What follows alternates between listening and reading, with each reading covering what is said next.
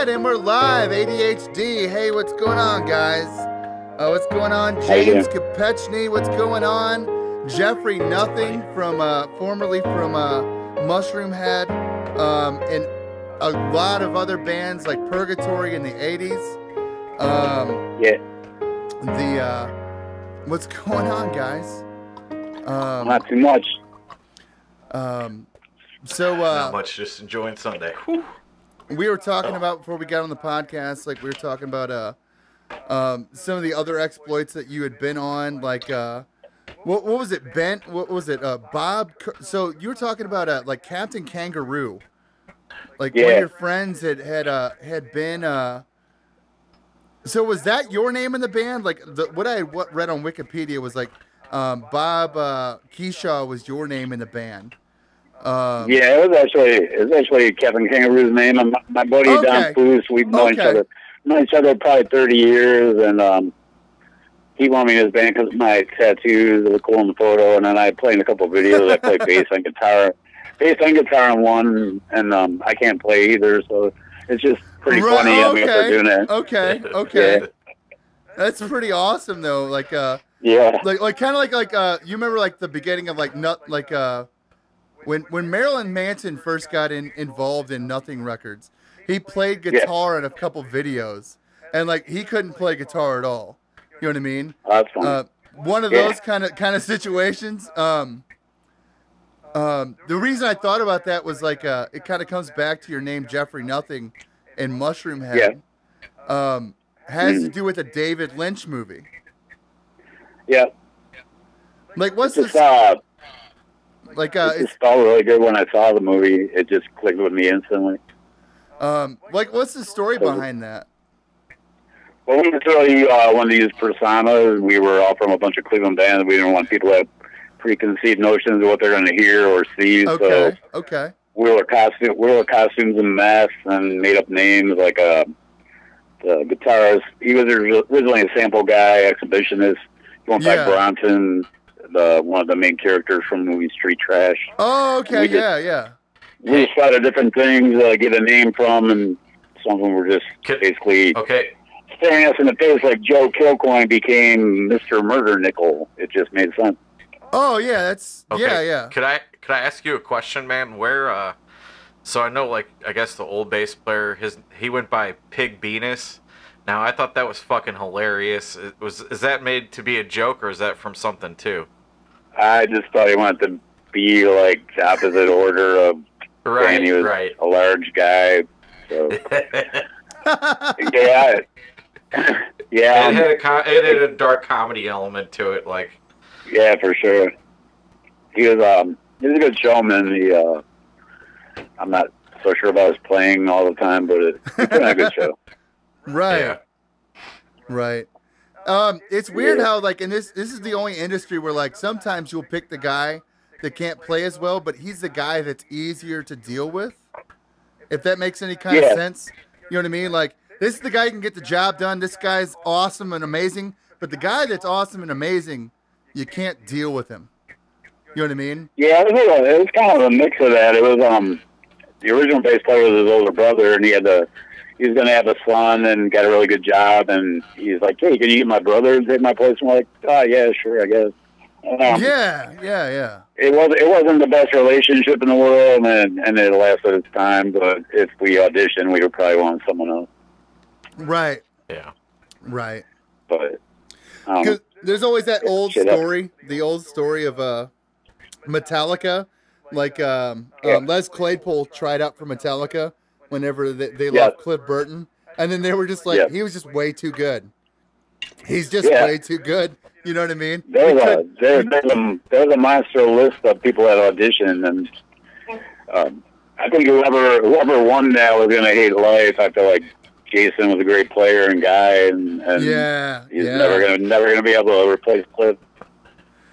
Oh, definitely. No one will ever. Yeah, because they were auditioning people 2 weeks after his death. So I mean, it wasn't. There was no time for that to grieve. No, definitely not. There's such a huge band with such a big hole to fill. You know. Of course, there's tons of stories about Metallica and about there's Yeah.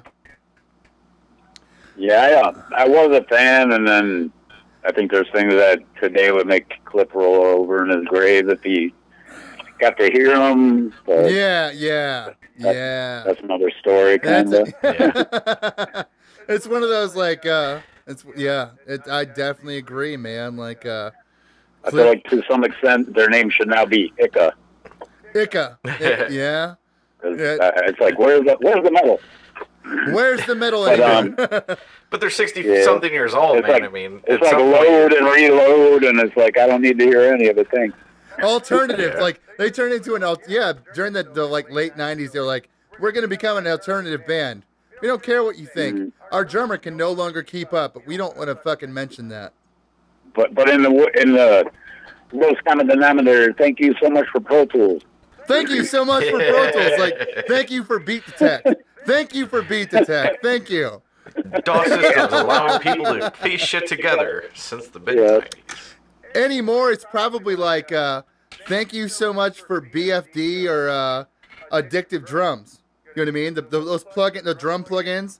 Most likely, that's how they're getting all the fucking drum sounds now. Because they're jealous of Slipknot, so they had Cliff play drums, so it sounds like beating on garbage cans. Or not Cliff, Lars. Yeah. Funny story, I met that guy once. I handed him my cassette demos and watched him turn and put them in the garbage can. Yeah. Like right in front of you? Yeah. Wow. I feel like at that level, especially, you should like welcome unknowns as your openers. You're already drawing millions just on your name. Why not help out a complete unknown as long as they're a band? Yeah, absolutely. You know, respect. Gotcha. And that's how you became. I mean, back in the day, that's how you came up, though. You know what I mean? Yeah. You had to play for a bunch of big acts. You came up to that level where you were the opener, the local opener for all the big acts.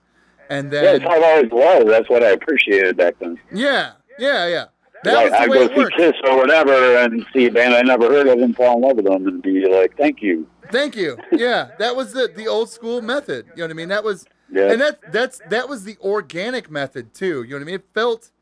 It felt right. They had paid their dues. They had played in front of enough people.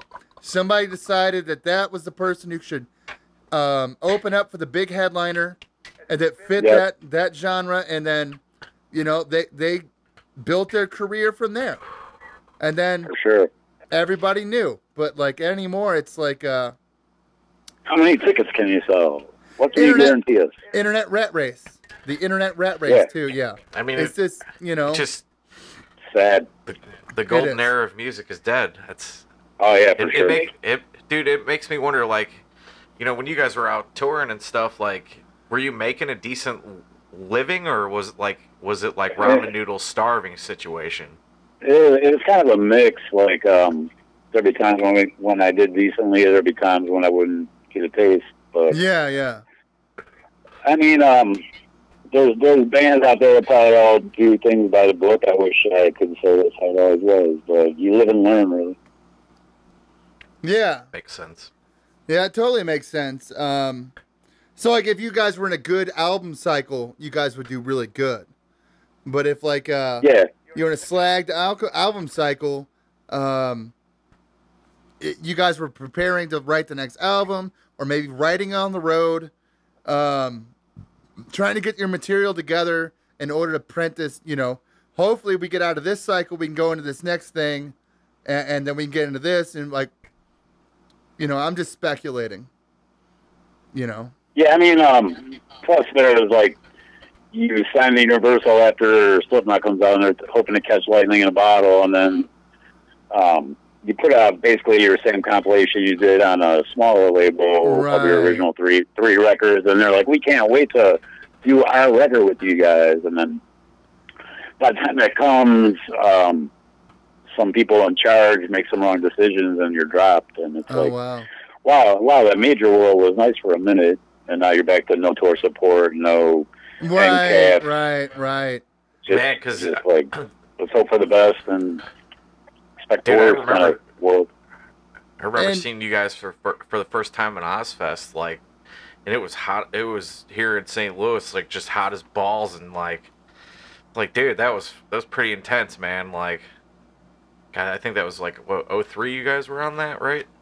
'02. '02. Yeah, it was cool. We had signed with them. I got the first half. We got the second half.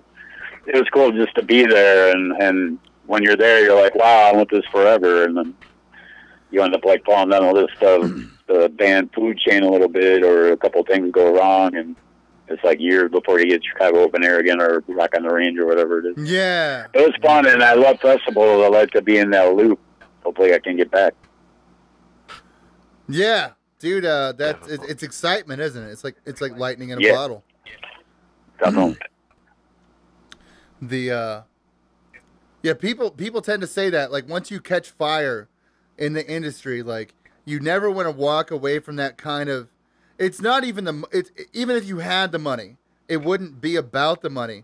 It's about that fire and passion, the amount of you know what I mean, getting on stage and having that, relevance. Yeah, that relevance, that lightning, that feeling. You know what I mean, when you're touching other human beings. The freedom. Mm-hmm. Yeah. Yeah, I'm really excited. I got my solo band, Jeffrey Nothing. It's also known as Nothing. Our artwork on our covers just says Nothing, but then there's been a couple of bands called that, and other bands with the other words with it. But I like using Jeffrey Nothing because it has that Mushroomhead connection. Yes. Right. And it's nice to start over. I did a solo record in 2011. It was kind of somewhat shelved by the parties involved, and now I'm doing it with Tommy Church, my friend that also quit that band with me, and we have all the freedom we want. We have about we married a couple of our projects we were producing with a guy that ended up in my band now, and we got about 30 demo songs we're working with, so things are looking up. We hope to release 3 records this year. Before the end of the year. That's very fucking, that's very ambitious. Yeah, because we came from like a handcuffed situation of you'll do what I say when I say kind of thing, and that's not the creative world. I mean, music happens at 5 a.m. We wake up because you have to write this chorus down or whatever it is. Yes. I think Lionel Richie not Lionel Richie, but Quincy Jones put it best.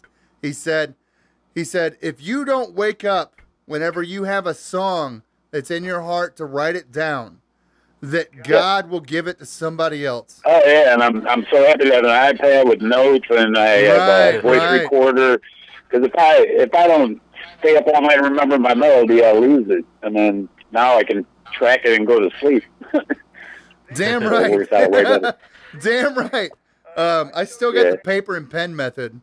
I'm a mix. Yeah. I'm a mix between the two too. I got a tab. I got one of those like a nice Samsung Galaxy tablet, but like at the same time, like I got the notepads.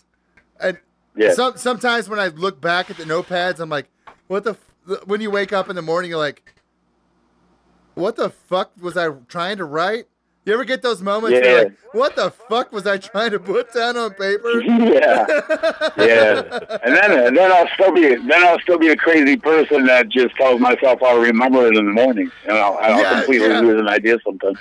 You'll never never remember it in the morning. Never. Ever. No. Paper is the way to go with like a rock hall. You can put in a rock hall. You can't really put a file up for everybody to see. Yeah, definitely. Yeah. Definitely. So you guys have been around. You guys in Mushroomhead were around since like '93.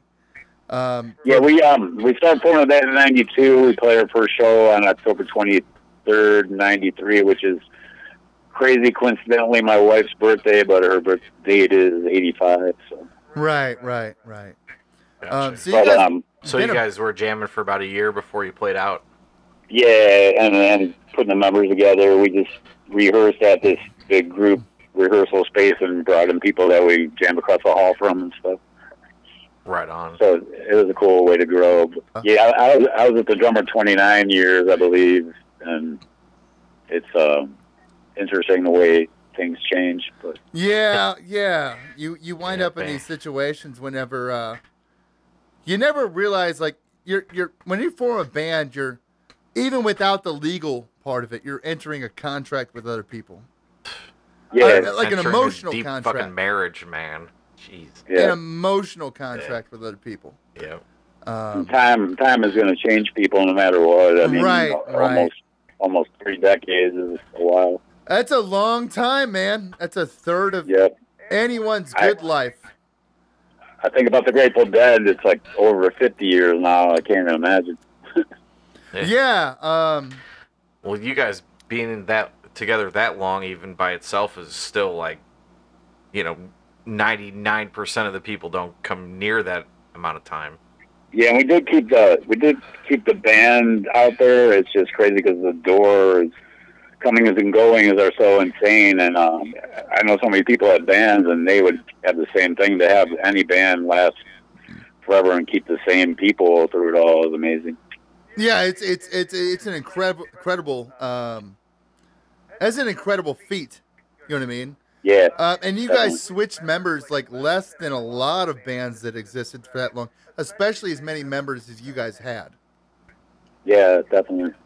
But I'm happy to be a little less on the member list now, and jam with all friends and heading for a new place is pretty exciting. I think your new fucking band's gonna kick ass, dude. Thanks. I hate to. I'm gonna be very candid. Like, I think you're probably my favorite part of Mushroomhead. You have a very appreciate that. Your voice is amazing. Like, thank you. Amazing. Like, I swear to God, amazing. It's crazy. I'm not so much in any other realm, but I basically sang every rock song I ever heard on the radio as a kid, and then I broke it down to more of the metal world, and I'd have a few favorites. But I feel like I have really a million influences. There's a lot of people I figure found somebody they really liked and tried to emulate, like the way Stone Temple Pilots sound a lot like every other grunge band or whatever. Right. I mean, they're really successful at it, but a lot of people just like the same thing of trying to chase a niche, and by the time you get there, it's already over. I just think having multi-influences helped me all the way along. As long as it hones in the songwriting, that's what matters. Yeah. I just got lucky there, too. I don't even know. I just remember everything that I've gone through in life, and I just can go to any of those pools and take some sentences from there on whatever song it is. Like a sensei kind of moment, like I can take a little piece from this fucking master, I can take a little piece from this. Like Rob Halford was like one of my favorite singers in the 80s. Like he was fucking amazing. You know what I mean? Mm-hmm. Like there's so many people, and the way music adapted, like you were mentioning, like Scott Weill, and him in grunge. Yeah, for sure. I've seen some of the video of like early Alice in Chains, and the way that like singing back then in like the 80s, it almost sounded like Guns N' Roses. Like they're just trying to chase a trend. And once they stopped trying to chase trends, that's whenever, it became Alice in Chains. Everybody definitely kind of found their own voice. I was so happy. I recently heard some new Godsmack, and I was so happy to hear him in a different voice again. Yeah. It was like, for a while, everything was that same voice, and I was just so getting tired of, no offense, Sully at all, but the newest songs are so about the fresh air. I like Godsmack again. I just I feel like for a long time, like the Stones, Van Halen, any band, they just put whatever out and stamp their name on it, and sell a million, and it's like I want to have like cutting edge, brand new thing every time I buy a record. Right. You don't want to like in this crazy world we live in now. If you're gonna spend the money, you want to hear something different. Yeah. And this evil, like, because piracy has taken over so much. For sure. I read a quote today by Gene Simmons. Country's loyal, rap's loyal, pop's loyal, hard rock metal fans steal it. They're actually the villains of the music industry failing. Yeah. And it's like pop music too. One portion of it. Pop music steals too. Rap music steals. Yeah. They're only they do, but they're a little more loyal, it seems like. They're not loyal at all. Nope. It's just crazy. We had top 20 record, and the number of sales was so small. And I remember back in the day, like they'd have like 10 million selling albums in a week, and now you're lucky to get one of those in 6 months. It's true. Yeah. Oh yeah. Fuck, man. Fuck. Did you read over that MMA thing I sent you earlier in the week? What do you think about all that with the laws changing and everything? Do you think that's going to help the artists? Yeah, I hope it all works. I mean, remember that I forget his name off the top of my head, but he was one of the main guys at Universal, and he said the CD is a dodo. And yeah. Now it's true. People want that one song. They want to hear a new one song as soon as possible. They don't want to buy a whole record. And they won't. Yeah, they won't. No, and it's funny because vinyl went up 200% in popularity again. It makes sense to me because that's like those people that love their albums, but it's like right because they just want to smoke a bowl and listen to the record, you know. Yeah, and Pink Floyd fought the idea of individual songs coming out, but everybody else is probably fine with it because they know that's the only way they're going to sell at this point. And they're still figuring out how to pay the bands in the digital world, and hopefully music will survive till that's fully realized. I hope so, man. I have this idea. I'm going to reinvent the touring process. I got to try and get a copyright or trademark on it or whatever. But there's a lot of bands. There's a lot of bands out there that can't tour because they draw 30 people, and it just needs to happen in a different way. Which I hope my idea works. But something needs to happen. Like the tour process is tired. Like who wants to stand there and wait 40 minutes for the 2 songs I love by this band? And it's like there's got to be a better way. Interesting. Right. Yeah, it seems like either that or you have to turn yourself into like almost a reality TV star where, you know, you've got the fucking FaceTime open for everything, and it's like you got to show every little detail of your life and hope that like you're important enough that people actually catch on. It's kind of a weird world with YouTube and all that, you know, like it's not how it was 10, 15 years ago where it's like you went to the fucking festival and you saw the new band, you're like, they're badass, when are they coming to the club, you know, and yeah, you grew from that thing, you know, and all that shit's changed, dude. Yeah, and it's cool because so many walks of life are now owning what affects them as far as like Kevin Love and basketball. And I saw the interview, or it was like a little clip of this documentary they put together about Mark Hunter from Camara coming out that he's bipolar, and a lot of people want these bands to just go out and be on a bus for 6 months, and sometimes you can forget that we're all humans. And it's just interesting that these different walks of life are coming out and helping spread awareness, and I think it's really cool that's happening. That's good, man. I saw you were doing a bunch of like volunteer stuff for veterans and, you know, homeless people, and I'd catch little articles and stuff you were posting on your page, and I'm like, that's cool, man. Like, keep putting yourself out there, dude. You have the ability to, you know, garner attention and focus to whatever it is you're working on. So, you know, that's like really cool to see. I have a really good friend that I was in the Air Force and he did a few tours, and he's been home for a while, but he was riding up the road on his motorcycle, and this woman T-boned him, and then when he landed, his foot was by his head. Jesus. And after a bunch of operations, he can walk, which is awesome in itself. He's got 2 daughters and a son and a wife and everything. He can still be dad instead of just being stuck on the couch or whatever. And then my other buddy, he's a tattoo artist, and one of his friends suffered a bunch of shrapnel damage, and looks like the Thing, basically, and he's still getting jumped back at home. And it's like, wow. When are these people going to be treated better? It's like I remember stories of Vietnam veterans coming home, and they never were accepted again, and it's happening somewhat at these stages of life, and it's like these people were willing to make the ultimate sacrifice. We should be honoring them and helping them instead of shunning them and hurting them. Well, man, you know, speaking from experience in that department, dude, a lot of times it's hard to adapt to the way society rolls out for the average person, because you're in such a tight-knit situation where every facet of your life is controlled, and then all of a sudden you're, you know, all those shackles are off, dude, and you're free again to like go figure out life.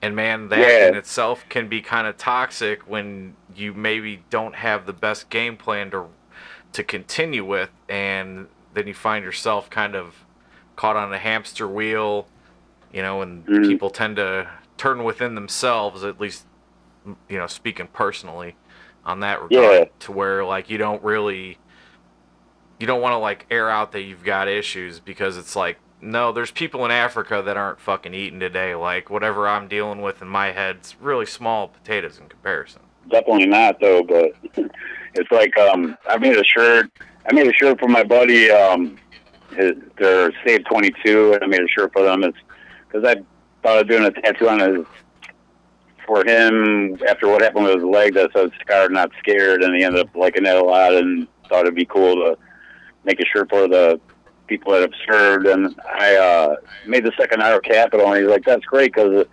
it stands for Remember Everyone Deployed," and then it was on a red shirt, and they do Red Fridays. Yes, they do. To remember everybody that was deployed and may not be with us anymore. And Save 22, they basically just raise funds so people applying for a job can have a suit, or if they can't get home, they can get them home, or just making it a little easier. Right. And I really believe that's admirable. My wife and I did a 7-acre walk to help spread awareness, and my last birthday I helped raise money and everything, and it's just like the least anyone can do. And I feel like CBD should be available to anyone that's got any case of post-traumatic stress disorder. Absolutely, dude. It's like pills are just leading them to something that they're not going to survive. Give them something that can actually help them. I straight up I will rarely take an Advil for that exact reason. I hear you. It's like, the CBD smoking up, dude, it keeps me level-headed, man, and to where I can get through the day-to-day grind, and, life isn't always good, but it's, it definitely takes the edge off, for sure. Yeah, I hear you. Definitely. I used to have seizures when I was young, and my mom would be like, "Don't smoke, it'll mess up your medicine." And now they found out that is the medicine. That is the medicine, yeah. That's the fucking medicine. Yep. I'm scared of big pharmaceutical companies, man. Like, they will push drugs on you until you bend, break, and I've lost at least too many friends to count. You know what I mean? Because of that, you know what I mean? Like, they got them on drugs. They got them on, Vicodin, or like basically Percocet, anything above it. You know what I mean? For pain issues in the early 2000s, and then fucking. They took it away, and then those same people turned to heroin. Yeah, because it's cheaper, and it's like that. This should not be the vicious circle that happens. Yeah, like, and they'll take an addict home, and that's not going to help them. This is going to keep them going as that person. That's right. Yeah. Like society is one big giant enabler instead of helping people. It's true. But there's no money in the cure for any sort of disease. Yeah. They gotta perpetuate the treatment. Yeah, and these major ailments that are taking everybody way too young are inventions. That's terrible in itself. It's like China had no doctor that ever treated heart disease or cancer until they adopted the Western diet. That's ridiculous. Yeah, because that was designed for who they were. Yep. That was designed for those people. They had that diet for thousands of years. Yeah. Thousands of years. Like the food pyramids are early death. Joke. Yeah. That shit'll kill you. Like steak without government lobbyists is $90 a pound. Jesus. Whoa, that's ridiculous. That's insane. Yeah, the whole American dream, I'm not sure what it is. Me neither. Isn't it just surviving America? It's not necessarily a dream. Yeah. I mean, come on, let's be honest. This is like slavery on such a massive scale without shackles and prisons. Yeah. It's like the Matrix is real. Dude, they act like it's a movie. It completely fucking is, bro. It completely is. It's like you get free healthcare if you're a battery, because then you could go back to work and be a battery again. Yeah. Right, yeah, we need your labor force. Get up, and you better be at your job on Monday morning or else. Yeah. Yeah. And it's like, it's amazing because I toured Canada with Godsmack, and I toured England and Europe, and they have programs where they help bands. And in America, it's fully unheard of. What are the arts? Yeah, it's a waste of time. Yeah. I've heard that from a few bands that I'm friends with in Europe, that, like, another thing is our educational system. Like, if they know you're going to be a musician when you're a kid or a fucking engineer, they streamline your entire K through 12 grades towards whatever it is that your strengths are, instead of ours where it's like, hey, we'll throw you a bunch of these random subjects, but none of the important shit like taxes and fucking how to balance a checkbook or develop a career. We want you to be lost so that you'll go be a temp agency fucking labor slave, because that's what they're really after.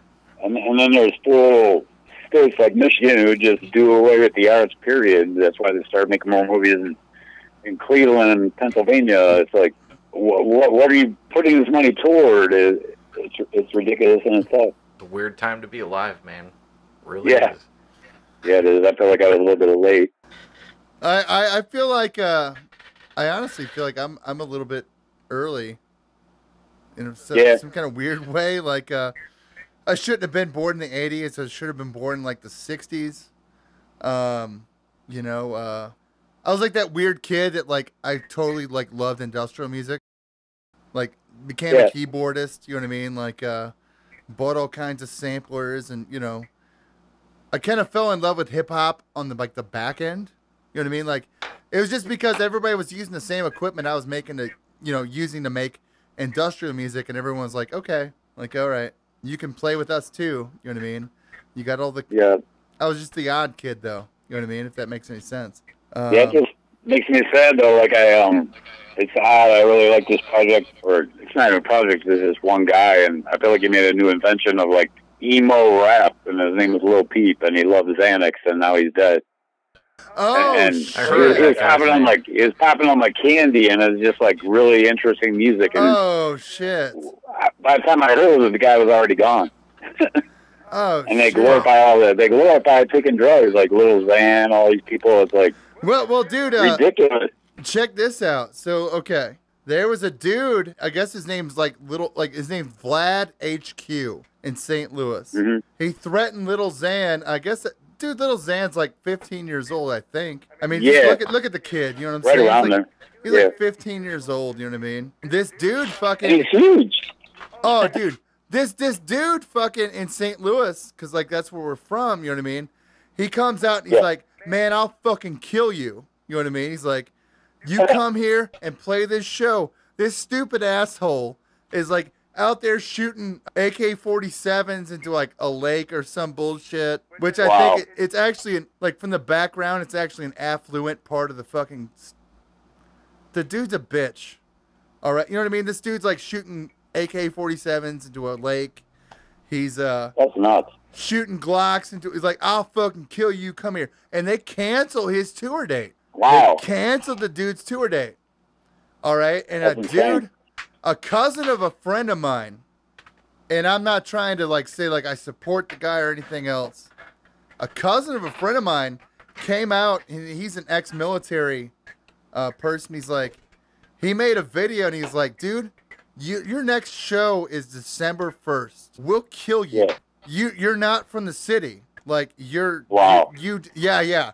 A dude came and he's like, we'll kill you. Yeah. You know, I was like, what the fuck is going? You know what I mean? Like, whoa. Yeah, like people don't even think of death as a big deal anymore. Like that, like everybody's so brave on the gun level. It's like what happened to fist fights? It's like, dude, yeah. What is life to people anymore? There's no words.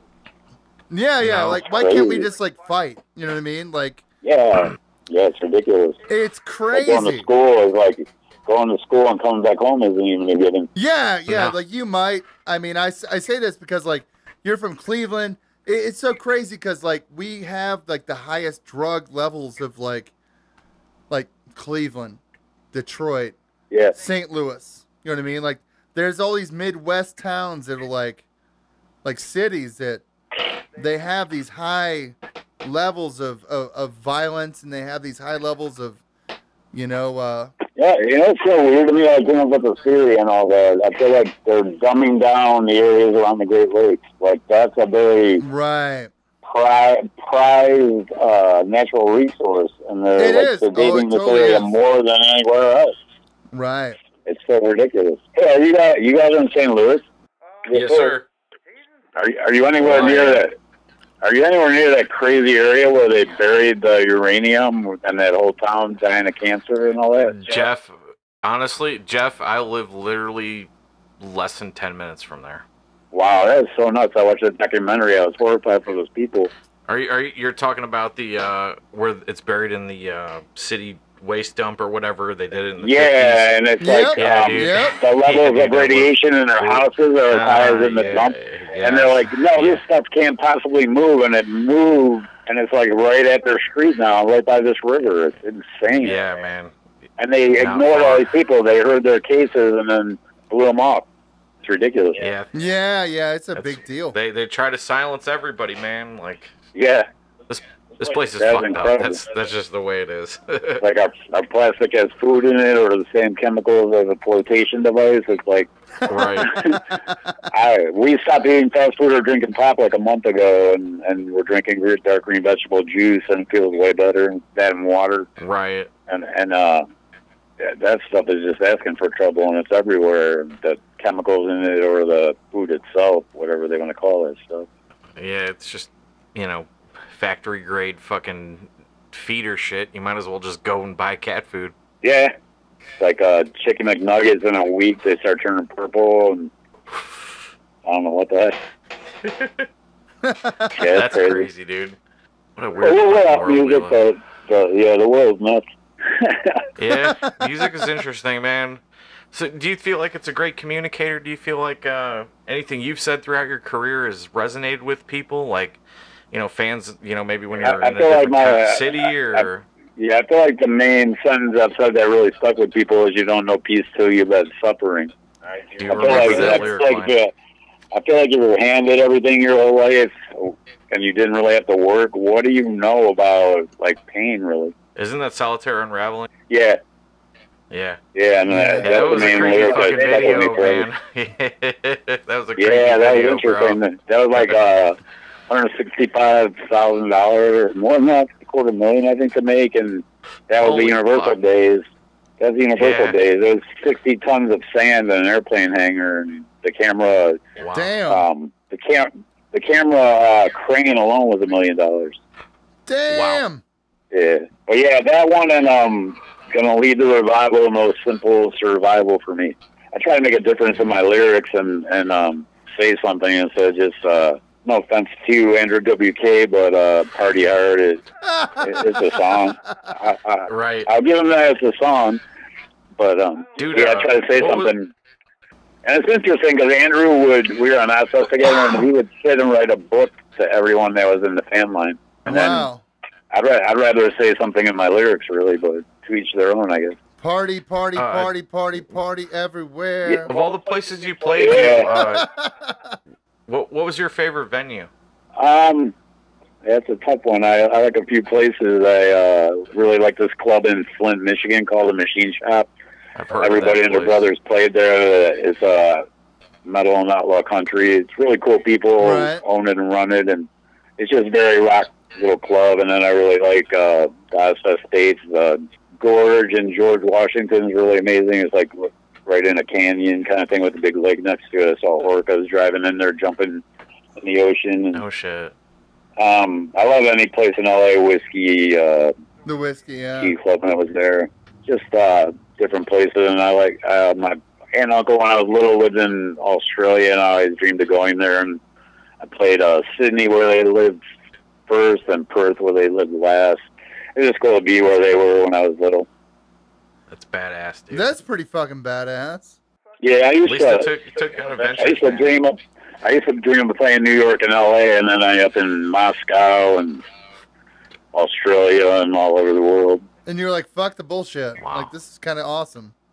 Pretty it's inspiring to see, man, for sure, dude. Like, not a lot of people that do music ever get to the level you've achieved, and you know as well as we do that there's millions of assholes out there doing it. Yeah, for sure. And something that my daughter's great-grandmother once said, that's amazing. Most younger guys that went to other places went there to fight in war. And it's true, and I appreciate the fact that I got to go there and entertain and got to come back home. I mean, it's just a fact a lot of people don't get to. So, out of, like, all the tours you did, like, who were, like, what were some of your good memories, man, that you can share that you're comfortable with, man? Like, you have anything that sticks out in your head in particular, or a moment, or... different band or whatever? Yeah, a lot of my favorites were even before I got out there, like Metal Church stayed at my house when they toured Cleveland on one of their early tours, and just meeting bands I really loved along the way. And the interesting thing is ending up playing the same venue that I would go see these bands at, and they seemed so small to me after a certain point. So that was kind of interesting. And just like personalities you get to come in contact with are really interesting. Like finding out how people were on a personal level was always fun. Trying to think of things that really stood out. I think my favorite part was really taking photos with younger kids, and then 20 years later they're adults and meeting them again and stuff like that, and having them still love the band and now they're bringing their kids or whatever. Yeah, it's just I'm that person that still gets chills hearing my song on the radio. Being on that stuff was ridiculous to me. Being there, just that kind of stuff. Like I always appreciate all of it so much, and I think a lot of people. I think a lot of times the ego will ruin that for people, and I always took pride in my humility and staying the same person and really caring and loving it. Me coming up and like listening to you guys, to me, like you guys would like, and I understood you guys were a completely different band. You would always get compared to Slipknot. Yeah. Always get compared to Slipknot. I would be like, they're completely different band. They don't sound like Slipknot. They might have really the mask thing. The mask thing. But, so who came up with it first? Was it you guys? Was it Slipknot? There's a guy named Chad Kalick. He ended up being on Paranormal Investigators, or whatever that show is. Okay. Paranormal something, and he was one of the investigator guys. It was somebody else's show, and they said he had made a movie called A Clown Short of Destiny. And okay. I told him, could you please not release that till the show's over? And I still don't believe the show's over. It may be by now, but okay. It basically tells a story about how they turned it back on their scene after telling them to help them get them signed, and says, well, I'd always noticed it. Like, okay. So Chad Gray came from Cleveland. What is it? Chad Gray came from Cleveland. No, he may have. I remember I played the Fantasy nightclub once back in the day, and okay. Back in that time I was selling merch for us. I remember a guy saying, "Have you guys ever been to Des Moines?" And I said, "No." And he said, "Well, they would love you guys there." And it wasn't long after that they started. And okay. Monty Connor from Roadrunner had a guy shopping us, and at the time we were making more at our local shows than they were offering us in advance, and they wanted all of our merch. Oh, shit. Selling like crazy already, and the money just didn't make any sense, and he basically made his own when we said no. And then what's really funny is I have a friend that would end up backstage all the time at all these big festivals. He became friends with Corey, and Corey said, okay. To quote him, was I supposed to turn down $1 million? Okay. Yeah. So, like, that's what that was. Well, dude, like I go back and I look at like the Chad, you know what I mean, and we will get into like maybe when we get off of here. Yeah. Like the Chad Gray thing. Like if you look at the Indaba of the band. He supposedly came from Cleveland, and then traveled to Des Moines. You know what I mean? You're talking about Iowa. Paul, right? Or Paul Gray. I'm sorry. Yeah, you're talking about my bad. Chad's from Mudvayne. I know. My bad. He's the more famous Gray.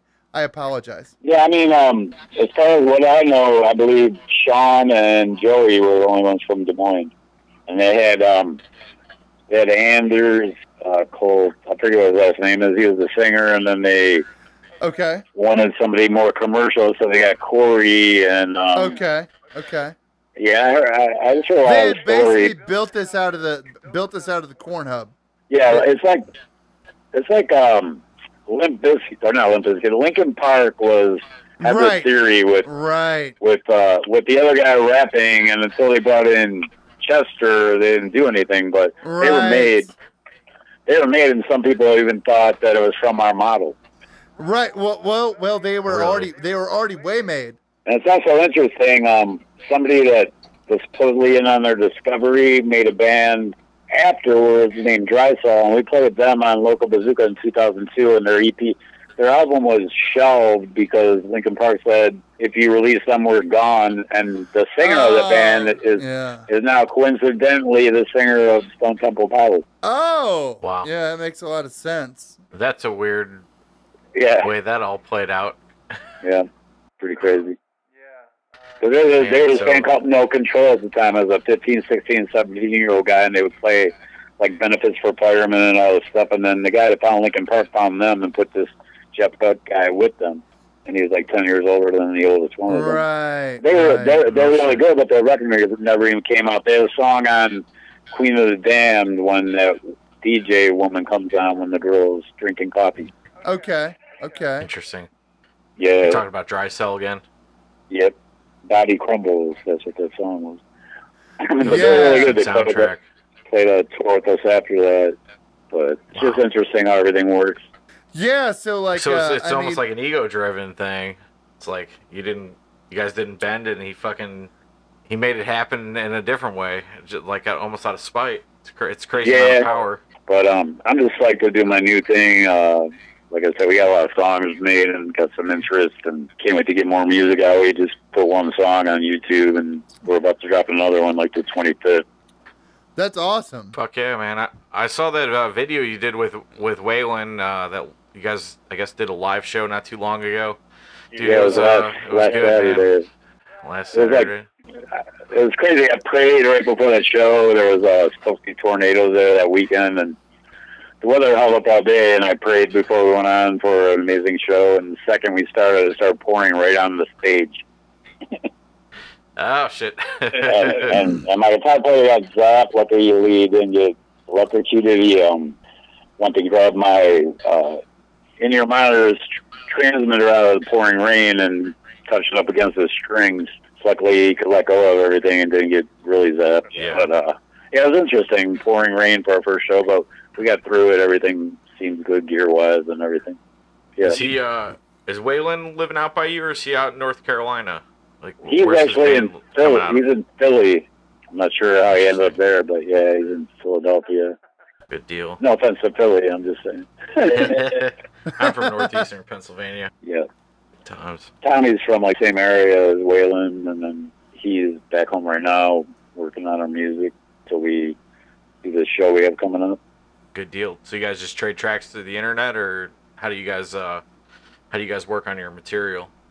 We're just sharing a couple things. Like I said, we have about 30 demo songs, and we're just sharing a couple things, and then we're gonna put the full record together here in a little bit. And there is some label interest, but just seeing how things go.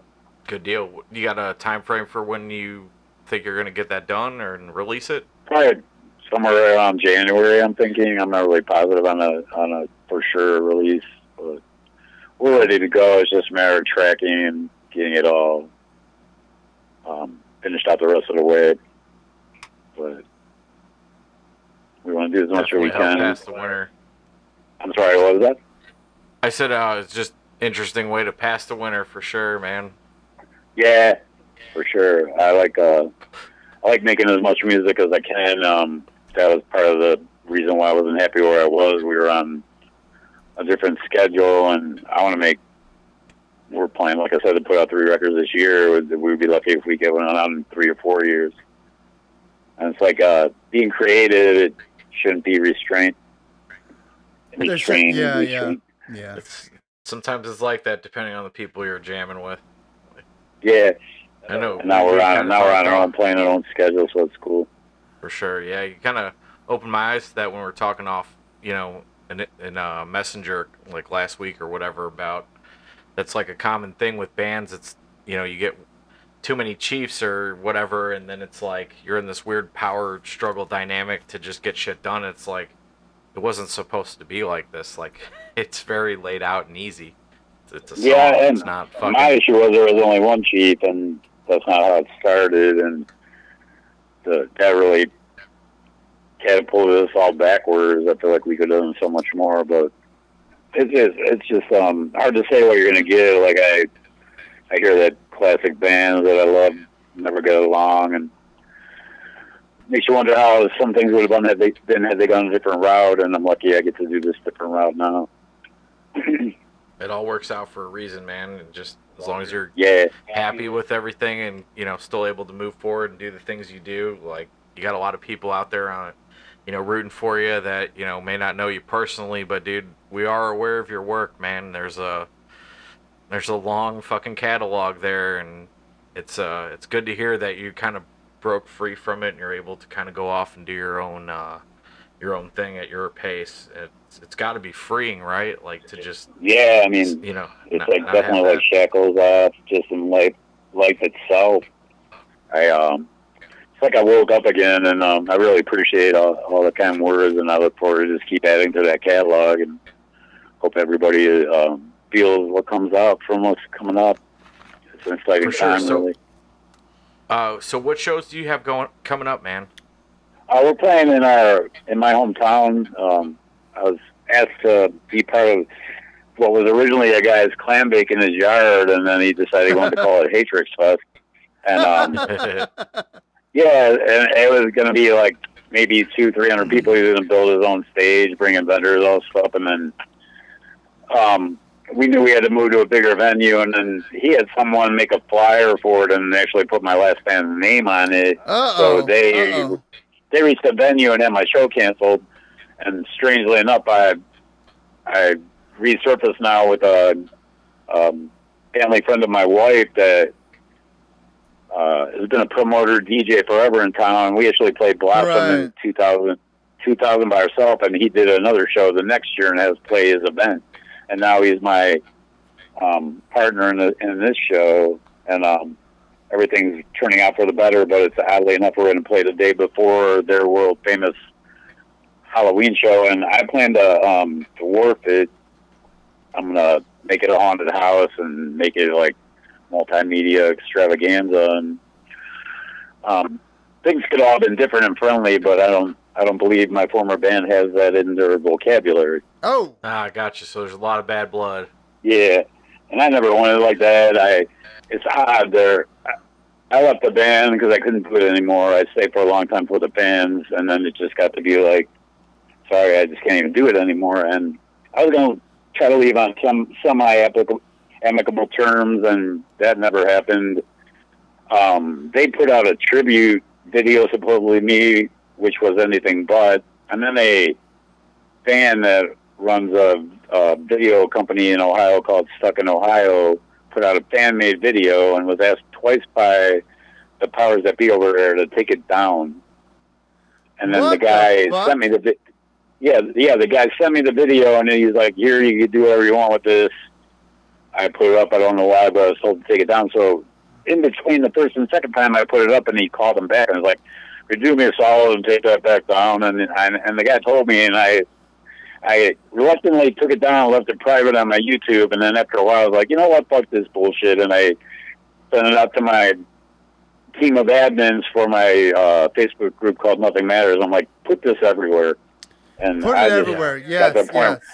Yeah, I got to the point where I had enough. I used to spell thanks THANXX because I want to release with double X. and then after a certain point, and after a certain point, I went back to KS and I told my daughter in this heartfelt thing, I'm not using XX anymore because of what went down. And she posts on Facebook about it. So not only did they put up that non-tribute to me, they capitalized the X's and thanks for nothing. And it's like, could you rub it in anymore? Yeah. I mean, I'm like, I'm in this battle with them. And they're trying to act like they put out rumors. My voice is fucked, my ears are fried, and I can't do it anymore. And I'm doing it. I'm proving them wrong, like everything I do now. And it's like, your lies are blowing up in your face. What do you have to say now? And it's like, I don't even need to hear from them. I'm happy I'm still doing it. I'm moving forward, and I'm going to be stronger. Right. Yeah.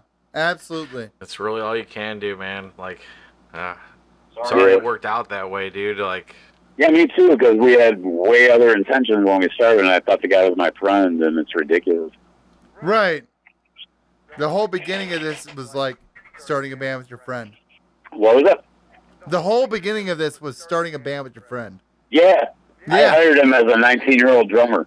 Yeah. His brother's like, no, let's keep looking. I'm like, no, that's the guy. That's the dude. Yeah, that's the dude. Yeah. That's that pat on the back I get. Or pat, stab. There's the same letters in there somewhere. Jesus. God damn. But it's all good. I'm in a gigantically better place, and I'm looking forward to everything to come. And it's all about the, people are like, how can you sell off your memorabilia? And I'm like, that's a past. I'd rather have the money and use that to make my new record. But you know, it's all about, you know, just like the peace of mind matters more than anything else. Yeah. Anything else. I have that now. Yeah, man. I wrote in my one story, it's like we should guide our own career through peace of mind, and I forget what the other part was, and it's like nobody should tell you what you're supposed to do.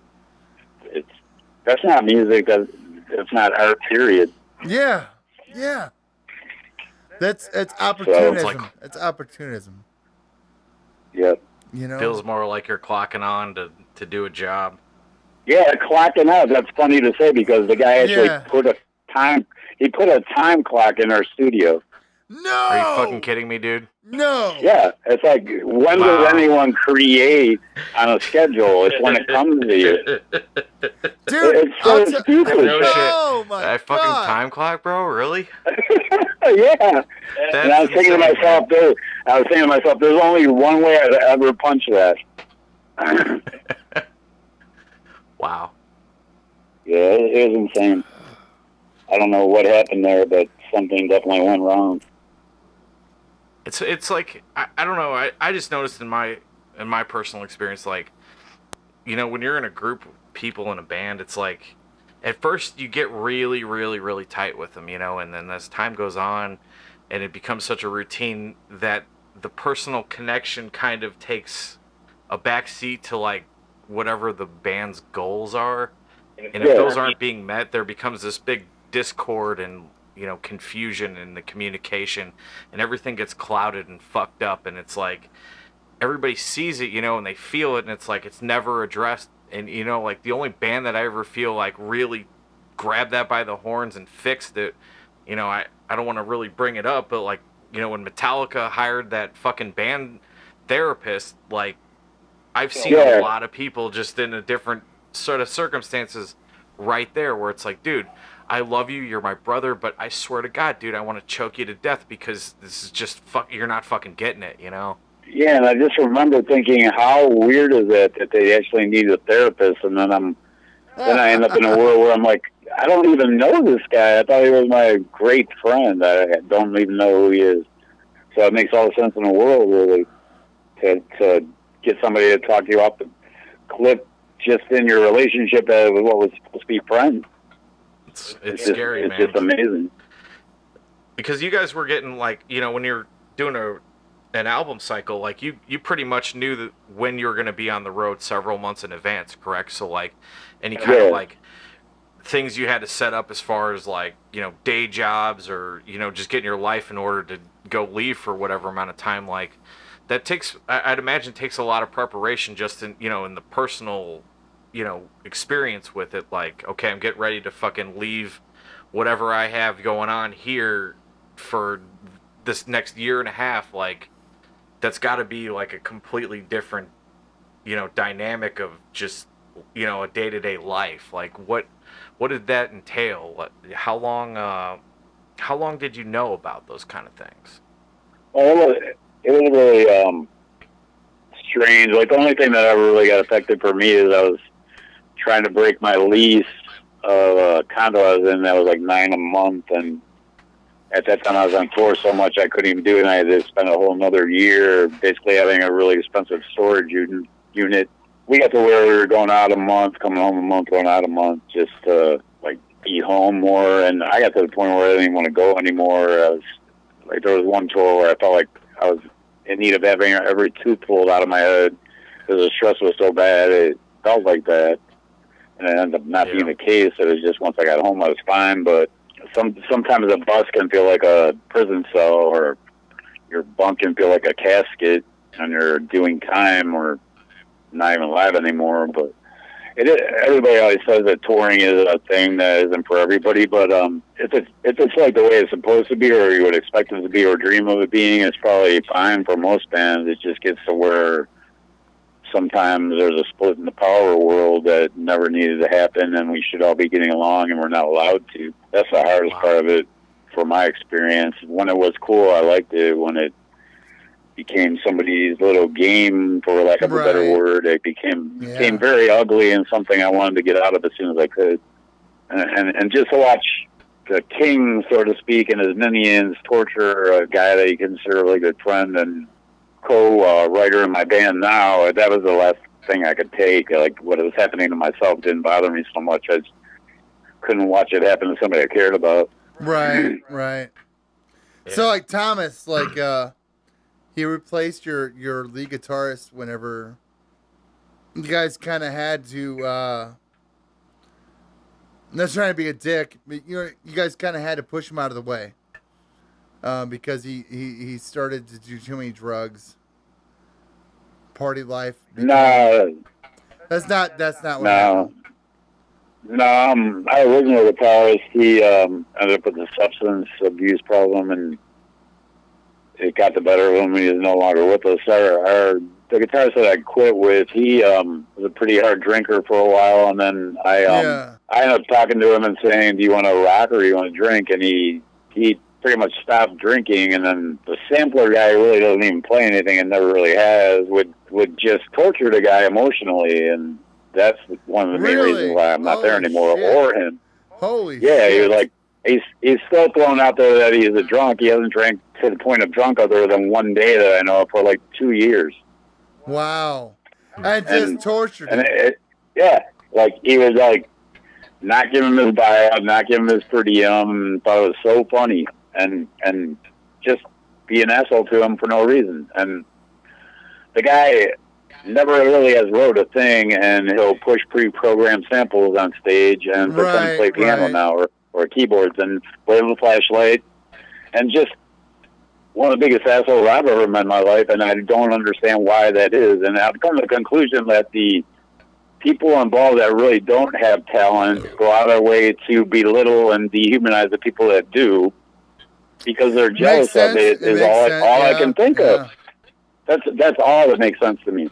And it is from top to bottom of that project, and a large part of the people still out there are the champions of that world, not really having the talent. And I'll get arguments from this moving forward of how much the main guy does, but I've looked up songwriting in the rock format situation, and playing drums and arranging are neither one considered songwriting. Which to me would go with bass guitar to an extent, unless you're playing the original melody riff also. The person who comes up with the melody and the lyricist are the writers. Right. And that's not how my guitarist that quit with me or I was paid. And the royalty world is a complete sham. And it's like, when do we get what we really do?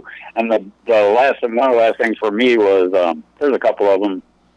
My guitarist told 2 crew members on our way home from Germany, our storage unit was an hour from the airport. He said, "I'm going to be sleeping. Make sure my guitars get home, even if I have to pay for them." His guitars got left in Germany. His favorite guitar was one of them. No. 6 months later, through communicating with the people at the storage place and our first tour manager over there, I got him home personally. No. And then we're in the airport, the bass player lived with me for 6 years. Wow. Yeah. I go, "Did he leave his guitars in the storage?" And the guy said, "Fuck him, he'll be out of the band in a month." It took me till March to officially quit. I quit that day in my mind. Wow. It's just like, how can you treat a human being so terribly? He said he'll be out of the fucking band in a month. Yeah. And then I'm tracking, or I'm getting ready to track, and my buddy that I hired at 19 tells me that bass player and his girlfriend are the real assets in the band. Whoa. Doesn't say me, who's been there since second one along with him, or never missed a show besides one when I came home for my daughter's grandfather's funeral, or like wrote 85% of the lyrics always. Just, I don't know, man. Wow, wow. It's cool. It's cool. Wow, it's dude. fucked. One song you guys did that I think is fucking killer, man. When you guys covered "Crazy" by Seal, I stumbled upon that on accident on YouTube. I was like, that's the fucking coolest cover I've heard in fucking 5 years. Like, that's cool. That shit was intense, man. Yeah, Matt Wallace, who produced Real Thing and Angel Dust with Faith No More, he produced 13, and he thought we needed a cover, and he came out and actually tracked with us in our studio for a couple of weeks, and we almost actually did Bittersweet Symphony instead. But Symphony, yeah, we were like pretty. Yeah, I love that song. I do that karaoke all the time, but me too. Yeah, he actually did Crazy with Seal. That's why we ended up doing Crazy. No shit. Yeah, Seal brought it in. He had done it as an acoustic and sang it, and him and Matt Wallace built it into what it became just from that. Wow. It's fucking amazing. Yeah, that was a lot of fun. We've covered When Doves Cry. Max Illich from 40 Below Summer actually sang it with me. It's just never been released. The only thing that's out there is like 40 Below Summer. That's an old school band, man. I actually directed their video for Taxi Cab Confessions. No shit. Yep. They wasn't Step Into the Sideshow. Wasn't that one of their records? Yeah, it's a good one. Yeah. Their original bass player, I forget his name off the top of my head. He was the bassist in Menudo. Oh wow! Okay. One of the original bassists. Yeah, I'm trying to think of his. Yeah, because they would interchange singers if you got to be past 16 or whatever you were out. But their band was the same guys for a long time. So he was really cool. Shit. Yeah. Yeah. So are you doing any other film work or anything, man? Like, I noticed you have your clothing company, and you kind of delve into some other artworks besides music. What else do you find yourself doing on a day-to-day? Yeah, it's weird because I've made so many videos. I just always thought it'd be fun to make movies. I actually have 6 movie ideas in my head, but I need a writing dialogue partner. But I made a movie with Waylon a few years back called 13 Sign. It was like a B movie a little bit, and the director or producer wants to do a recut, make me more the main focus. But and then I did a movie about 4 years ago. Kip Weeks, who's the lead in The Strangers, is actually the nice guy lead in this movie. And then there's Gabrielle Stone is in it, Dee Wallace's daughter. And there's just like some other actual name talent. The first movie was a bunch of people, I don't know how much work they had done before that, but this new one was a lot of really good actors, and it just felt really good. I had to go on tour, so I shot all my bad guy parts in 4 days, and then they built all the rest of it around that, and it was just really fun, and the character was cool, and it's supposed to possibly be a prequel and sequel eventually. It's called Dead Quiet, and okay, we're working to get the score together and just level the dialogue and all that stuff, so hopefully it'll be out soon. That should have a Jeffrey Nothing song, or maybe even 2 in it eventually. Hell yeah. It originally supposed to drop in like 14 or 15, so hopefully I know she wanted to get it out this fall, but we've had so much going on, we haven't had a chance to really nail the dialogue or the score and all that soundtrack. But it was fun, and I want to do more. It's just finding the time and getting the It's hard offers to and juggle all all these fucking hats, man. I yeah. imagine. And then the clothing company is called Angel Goat Apparel. We hooked up with a guy from Canada that kind of involved in the MMA, and he just has some friends that print, and we put out one shirt. It was like a day one shirt. Okay. So we're gonna keep it more or less a little bit limited and still have a couple of namesake shirts once we figure out those. But like I said, right now it's taking a back seat for the music, like everything else, a little bit. So how much time do you have to you guys are doing the so you're about to be part of a horror film? Yeah, that's what that Quiet movie is. It's a horror movie. It's going to probably be a bit before it's ready to come out. Okay. But yeah, and then like I said, I have like 5 or 6 ideas in my head. I want to eventually make a couple of those, hopefully. Like, what kind of movies do you want to make for yourself?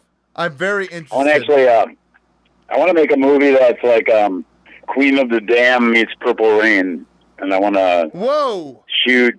Okay. I want to shoot the daily schedule of a band on the road and make it like a reality show, and then I want to put in the theatrical moments as I want them. I want to, like the character is a vampire because he finally got to tour Transylvania and he's all thrilled about it and all the rest of the band. Okay, okay.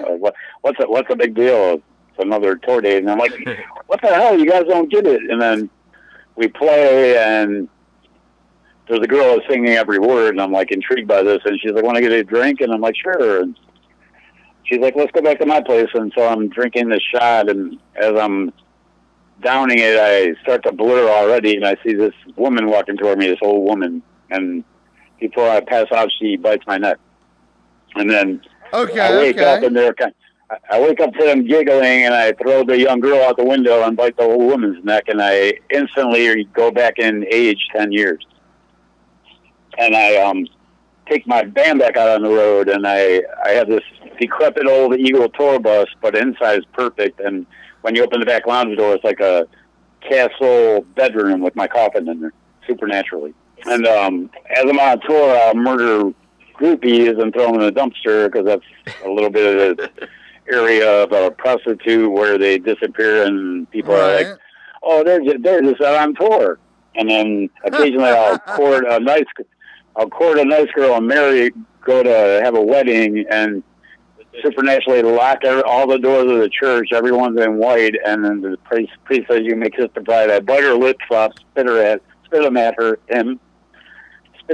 him, and then slaughter everyone in the church to a cover I do of White Wedding.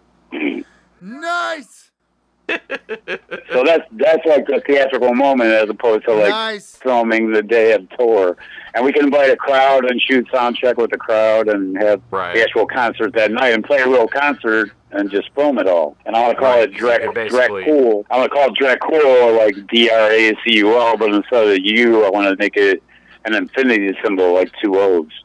And then someone also said release it around Thanksgiving and call it Thanksgiving, featuring Jeffrey Nothing or something like that. But yeah, that's what I want to do, and I want to shoot it like the Matrix, because the way I see it, you're a vampire biting someone's neck. It's not going to be like, I don't even need a napkin. There's going to be like blood spray shooting out the side of your mouth. Of course. And film it hanging in the air as it falls to the ground. And then I want the bad guys, they're cowards, or not even the bad guys in a vampire movie, like the vampire hunters. They're a coward, so they come up to you from behind and swing a pickaxe and give you in the heart. So at the end of the movie, I want to be standing by a loading dock at a dumpster, and one of those guys comes up from behind me and gets me in the back, and I fall in the dumpster. And movie 2 starts with my hand bursting up out of the landfill. Oh, like Voorhees, dude. But that's like the beginning of man. That's like the beginning and the end idea. I need some help with dialogue and the characters and all that. I've never written a screenplay. I just have like a lot floating around in my brain. Same here. Of course. We've got a few movie ideas on our end, man, that are just, they're pretty far out there too, man. Just, the shit's fun because you can kind of imagine it, and to have that, like, that ability as, you know, a guy that does music, you can kind of like bring in the visual and the sound together to like really illustrate that like creative moment that you're trying to do. Yeah, and then plus I have a lot of friends in the business too that could be co-stars, so that'd be cool too. Bringing in different music elements into it. I like to tell the story mostly through the songs, like Pink Floyd The Wall, for example. For sure. Timeless. Yeah, there's a lot of possibilities. I hope I get to realize a large amount. That's all you can do, man, is just keep pushing forward with your stuff, dude. There's a lot of people out there watching, man. I don't know if you're as aware of how influential, like, you know, the things you've been involved in your previous bands are to the next generations of music, man.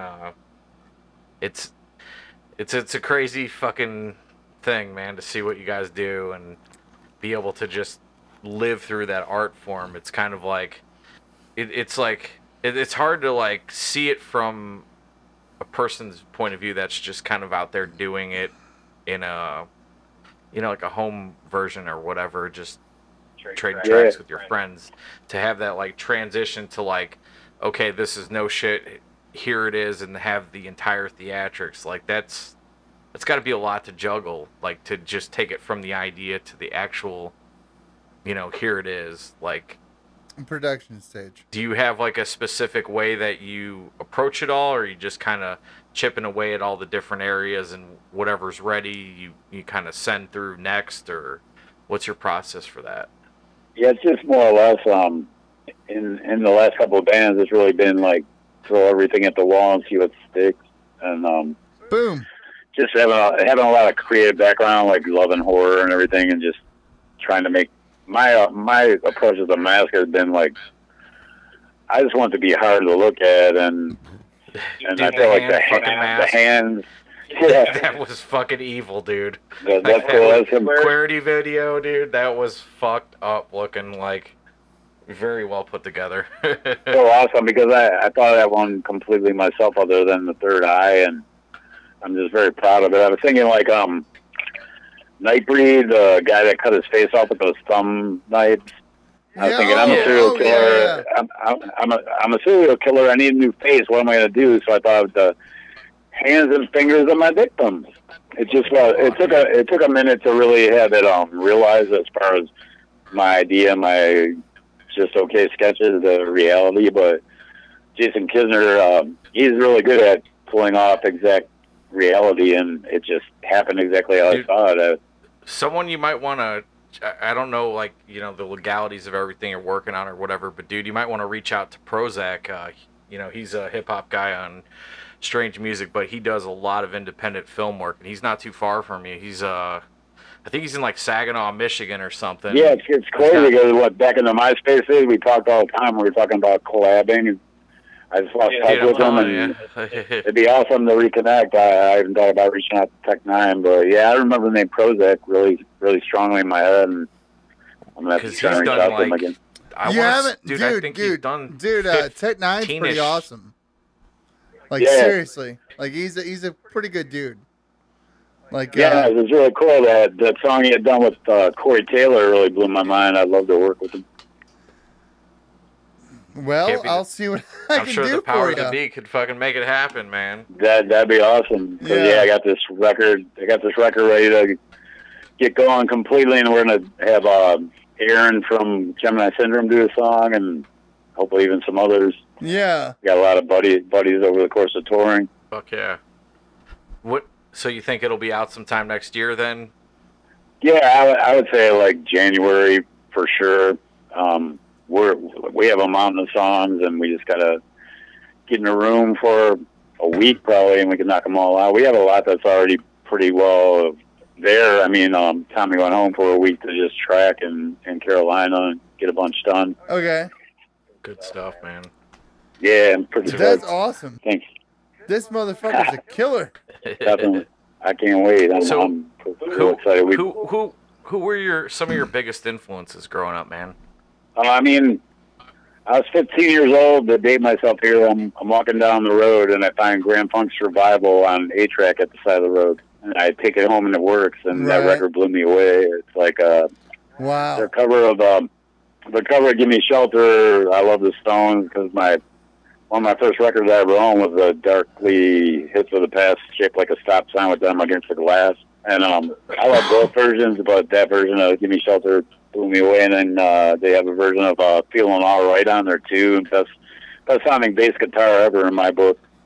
And I love as a very young person, love the Beatles, love Simon and Garfunkel, just a lot of rock pop from back in the day. And then I got turned on to like Sad Wings of Destiny, and just the early Iron Maiden, Paul Di'Anno, into the Bruce Dickinson stuff, and I love Bjork, or Björk, I guess her name is pronounced. It's Bjork. It's Bjork. Yeah, it just depends where you are almost. But yeah, I'm a big fan of anything but country. Really, I love bluegrass. I can't stand country. Okay. I don't know what it is with that. Okay, so it's the biggest secret of my life. Biggest secret of my life. Yeah. I could have been country music royalty. Oh, wow. And I fucking hated that entire side of the family. Yeah. I hated them all. I hate them all. I just don't get it. It's gigantically, stupidly enormous, huge money, like $1 million for one stadium concert show, or stupid. I'm like low on the million number, but I don't get it. It's like they're whining and crying every fucking song, and everyone loves them, and I don't get it. Yeah, I fucking. I hate that. To me, that's talking. I don't really feel that's singing. And I watch these award shows like American Idol, and that one guy, he was a co-winner, and he never stepped out of his element. It's like you have the rock people doing a country song, but you would never have that country guy doing a rock song. Yep. Right. Every show he sing country. I was like, when is he going to do something new and different? I don't understand. Yeah, I fucking hate that side of my family. I mean, I'll take Southern rock. That shit's cool, but I cannot do country. Southern rock. I'm working with this producer. I'm working with this producer out of Cape Town, South Africa, and he's eventually going to move to America. And he has a mentor that passed away, and he thought of him as like a father and stuff. But he sent me this. It's basically country, the style of music, but he's singing and everything, and the video is amazing, and I was blown away. Right. But this is like a pop rock producer that did this song, and this isn't somebody that's always country. Right. I mean, I'll take some outlaw stuff. I can respect some old outlaw stuff, but the whining crap of today, no thank you. Do you listen to any electronic music, man? Yeah, I'm a big fan of all that stuff. I love techno, industrial, electronica. I love all of it. Junkie XL, really great band. Yeah. Oh, dude. Junkie XL. Dude, Junkie XL is a god. Yeah, I love that stuff. I love Apex Twin, Come to Daddy's stupid cool. I don't know. I like anything that's something else. Like surprise me. It's like horror and music. I want to be surprised and scared. Of course. You want to be like so much is run of the mill. This is just like the last cookie cutter girl that put a song out. It's like, please surprise me. Have you worked on any kind of electronic or industrial tracks? Yeah, I have Tommy and I made a song called, we were actually making a project called Doom Candy, and then we made a song called that, and it was supposed to be on a record by a guy named Zardonic, who's a Venezuelan industrial DJ. And then the people we were working with, they didn't pay the $500 guest fee, and then they weren't going to. They were nickel and diming us to death, so we wouldn't have made a penny on this record. And everyone involved thinks it would have been the best song on the album. And then the guy from the label, who's kind of shady, was trying to tell me, everyone else is signed. You don't have. You're not Miley Cyrus or something. I mean, the song's cool, but it's not a hit. And it's like, well, we're not signing, and you're not putting the song on your record. Yeah, right. I think it's a really cool tune, and that'll be released by us eventually here. What he did was basically sing my melody over my voice and use basically what Tommy sent him as far as the pace of the music and everything. So it's not far from what we were going to release ourselves, so it'll still be out. But I love like Ministry. I love all that heavy. Like Doom Candy, what I did was going to be anything electronica all the way up to full-blown techno industrial. So we're basically marrying that with Jeffrey Nothing now, because a friend of mine that consults me, he can't really take me on full-time as management, but he told me it's best to just go with my known name. Yeah, man. It's true. It definitely sticks out. It helps. Got to use what you have for sure.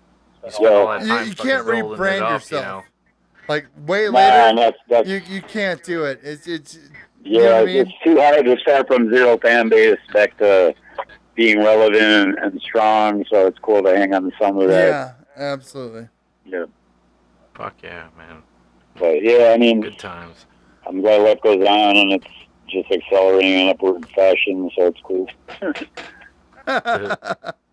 Dude, it's fucking awesome, though. I mean, for sure. Yeah. Yeah, You get a chance to like really like embed your like guaranteed. You get a chance to embed yourself with fans. Like you have that opportunity. It's cool. Yeah, because I have way more to say than my restricted schedule would have allowed. It's just dumb to think like that. Like I wouldn't even mind going back and re-recording some of the stuff there that I felt like I could have done a little better had I had that chance. So this is like a lot of freedoms because you put another version of your song, it's a whole new thing. Like art is absolutely art is a lot different like that. Right. This is a whole different chance. Like it's a whole different thing to Yeah, I can't wait. Yeah, because we're doing we did a show recently. We covered one of the Mushroomhead songs, and we're to do that again at this show coming up. And I'm doing a little bit of my full retro or discography at this concert. Right. It's only one song, but one Purgatory song, a couple of Hatrix, some Shroom, and then the two different versions of the Nothing thing. So it's gonna be fun. Fuck yeah, man. Dude, you're gonna kill it, man. Good. Like for real. You're gonna kill it. Dude. I'm feeling You're it. Yeah, I was fucking kill it. Yeah, I was wondering at the show in Kansas, I was a little leery because we hadn't played together. They did 8 practices without me, and I did 5 with them, and then we did that show. And the rain coming was cool because of the effect, but it was so great to just get through a whole show and rock. And we had like a couple-second pause of technical difficulties. Other than that, it was amazing. Dude, I mean, like, god damn it. Like, you're a fucking badass, man. I mean that. Like, you're a fucking badass. Like, you fucking kill it every fucking time you come out. Thanks. Every time I listen to fucking Mushroomhead, I was like, okay, that clean singer is the fucking goddamn, like, you're like the opera equivalent of like any other person. You're the soul of it. Thanks, like, man. that's the way I fucking felt about it. I was like, I mean that. Well, fuck, man. Thanks, I appreciate it. And it's like, I purposely stand in one place. I remember we played the show in New York, and this critic was like, he stands in one place. And then somebody said something. He goes, no, he stands in one place. Like he was blown away. It was pretty awesome. Right. I feel like everybody jumps around. It's like... Right. If you don't have more eerie that you were just kind of like... Yeah. I feel like it's the same way I feel about not ever getting mellow in your music. If you're heavy, it just isn't the same as if you go down to a mellower spot and then go back to heavy. It makes it that much heavier. Right. It's like standing in one place opposed to everyone else jumping around all night. It makes it that much more interesting. Internet's a crazy thing.